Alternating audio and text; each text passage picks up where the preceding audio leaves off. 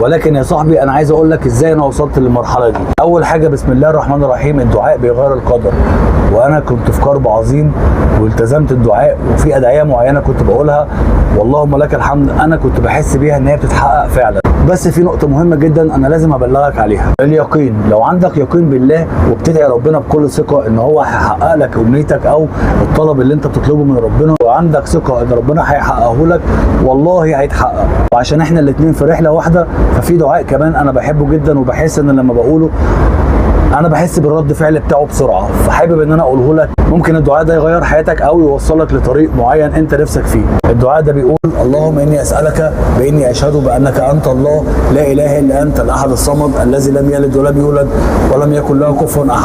بعد ما تقول الدعاء ده بتدعي الحاجه المطلب بتاعك. بص، هو الرسول عليه الصلاه والسلام سمع حد من الصحابه بيدعي بالدعاء ده، فقال له: انت دعيت باسم ربنا الاعظم. فانا اخر واحد ممكن يحكي لك عن الموضوع ده، ولكن انا بقول لك الموضوع ده عن خبره او عن تجربه او عن ايمان، فبتمنى انك كمان تجربه. انا مش بقول لك جرب مع ربنا، ولكن انا بقول لك جرب ان يكون عندك يقين واطلب من ربنا. مش لازم الدعاء ده، قول اي دعاء بس بيقين.